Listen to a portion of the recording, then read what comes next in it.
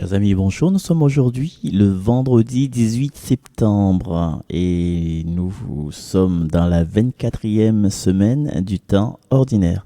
Aujourd'hui, la liturgie nous propose de vivre vraiment dans la foi du Christ ressuscité. Dans la foi du Christ ressuscité, puisque nous dit Saint Paul aux Corinthiens, si le Christ n'est pas ressuscité, à quoi sert notre foi?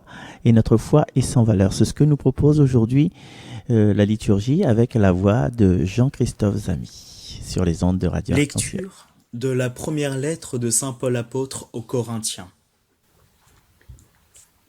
Frères, nous proclamons que le Christ est ressuscité d'entre les morts. Alors, comment certains d'entre vous peuvent-ils affirmer qu'il n'y a pas de résurrection des morts? S'il n'y a pas de résurrection des morts, le Christ non plus n'est pas ressuscité. Et si le Christ n'est pas ressuscité, notre proclamation est sans contenu. Votre foi aussi est sans contenu.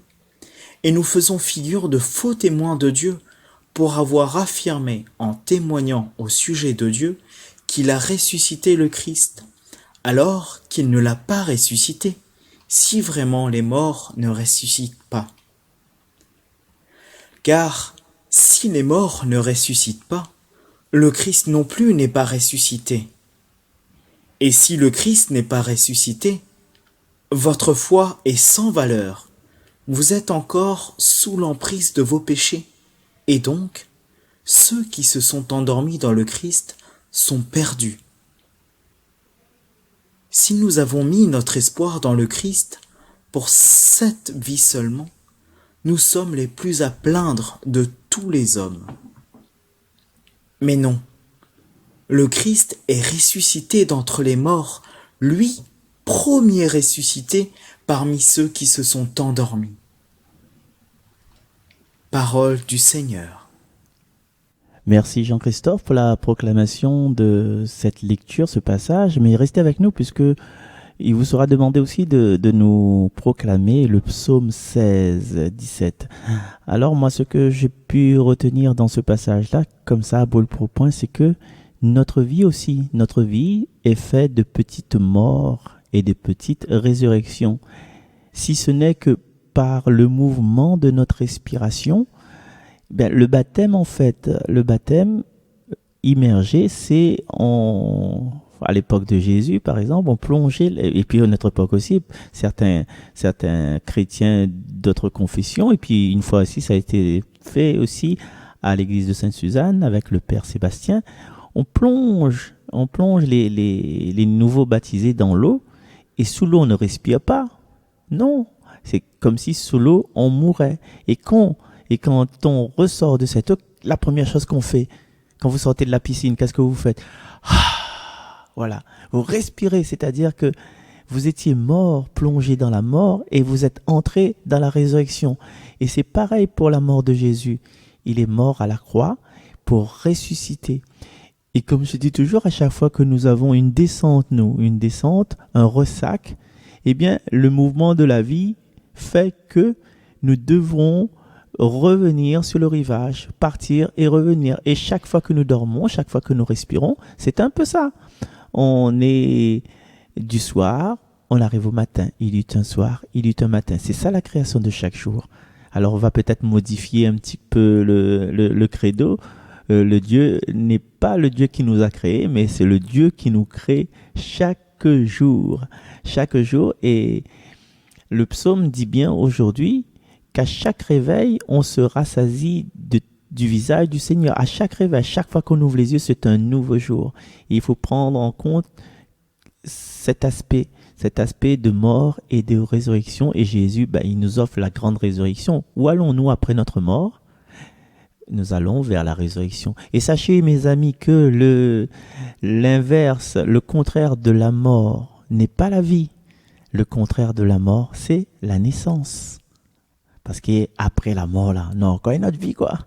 Allez, je vous laisse dans les mains, dans la voix, dans le flux de voix de Jean-Christophe sur Radio Arc-en-Ciel. Psaume 116. Au réveil, je me rassasierai de ton visage, Seigneur. Seigneur, écoute la justice, entends ma plainte, accueille ma prière, mes lèvres ne mentent pas.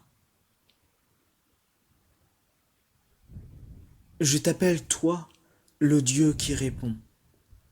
Écoute-moi, entends ce que je dis. Montre les merveilles de ta grâce, toi qui libères de l'agresseur ceux qui se réfugient sous ta droite. Garde-moi comme la prunelle de l'œil, à l'ombre de tes ailes, cache-moi. Et moi, par ta justice, je verrai ta face, au réveil, je me rassasierai de ton visage. Merci Jean-Christophe pour la proclamation de ce psaume. Au réveil, je me rassasierai de ton visage. Et pour contempler le visage du Seigneur, pour courir dans ses bras, eh bien, quelquefois, il faut nous-mêmes mourir un peu en nous-mêmes et mettre de côté notre situation sociale, puisque Dieu aime chacun de nous. Il ne fait pas de choix en celui qui est agent de service, celui qui est psychologue, celui qui est grand, celui qui est noir, celui qui est beau, celui qui est vilain. Mais tout ça, noir peut-être pas, mais beau et vilain, ce sont des jugements de nous, du nombre qu'on a fait nous, les hommes. Et sachez aussi, à l'époque de Jésus, les femmes suivaient, même les femmes qui étaient guéries de maladies et de mauvais esprits, comme Marie-Madeleine, de laquelle étaient sortis 7 démons. Même les femmes qui étaient intendants, famille des intendants d'Hérode, qui travaillaient pour le palais, qui travaillaient pour comment on peut dire ça, les tyrans par exemple. Voilà. Et puis, qu'importe la situation dans laquelle on vit, il y aura toujours une place dans le cœur de Jésus, puisqu'il monte nous préparer une place auprès de son Père, comme il est dit dans l'évangile de Saint Jean. Et aujourd'hui, n'ayons pas peur d'accueillir son visage, n'ayez pas peur de chercher son visage. Et le visage de Jésus, est-ce que vous allez le trouver? À travers le regard de chacun de nos frères et de nos sœurs qui vont croiser notre route aujourd'hui. Je vous souhaite de bonnes rencontres avec plusieurs Jésus que vous allez rencontrer aujourd'hui, pour le bonheur et pour la joie et pour l'éternité et pour l'amour. À bientôt.